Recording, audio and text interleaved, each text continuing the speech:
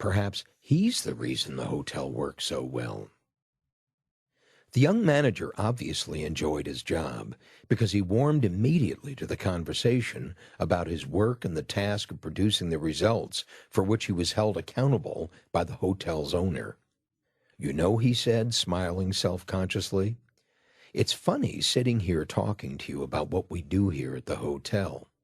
Because until 5 months ago, the only experience I had in the hotel business was as a guest for 2 nights at a Holiday Inn in Fresno 3 years ago.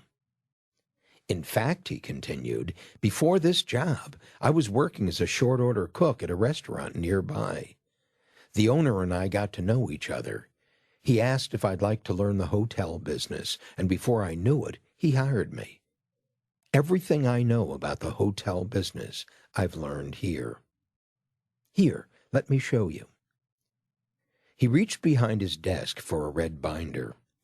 Printed on the spine were the initials OM and the logo of the hotel. "What we do here is simple. Anyone can do it." He opened the binder to the table of contents. "This is our operations manual. As you can see, it's nothing but a series of checklists. This one is a checklist for setting up a room." He opened the book to a yellow page. "This group of pages is yellow. Everything in the manual is color-coded.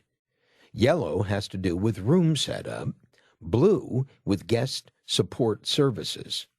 For instance, when we light your fire at night, put the mints on your pillow, and so on.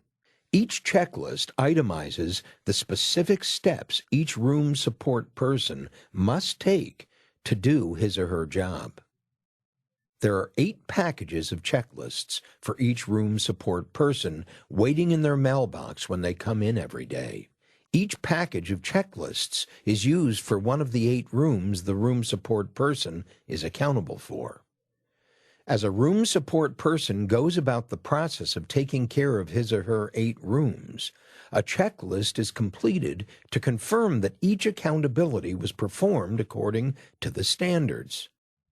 As you can see, here at the bottom of the checklist is a place for the RSP to sign, indicating that he or she did the prescribed work. To sign and not to have done the work is grounds for instant dismissal. But there's another part of the system that really makes it work. On the back of each checklist is a drawing of the specific room that identifies each task to be completed and the order in which it has to be done. The drawing takes the RSP through the routine, and as they complete each task, they check off the corresponding part of the drawing to show that it was done. With this drawing, we can train new people almost instantly and have them producing a result identical to that of a person who's been with us for quite some time. As added insurance, my RSP supervisors run spot checks every day to make certain that any errors are caught in time." He paused and smiled. "But there are rarely any errors. The system works like a charm. There's an equally effective system for everything we do here. The fact is, the owner worked it all out in advance. The lighting, the sauna, and the pool are timed electronically and synchronized with the seasons so that they deliver a predictable result to the guests. For example, you might have noticed that at night the outdoor lights increase in intensity as it gets darker. That's done automatically. No one has to think about it. I could give you lots of other examples, but I think you get the point. The whole thing was put together in a way the owner believed would make a positive impression on our guests. You'd be amazed at how many people come up to me after staying here just to thank me for how well they were treated. But it's not the big things they talk about.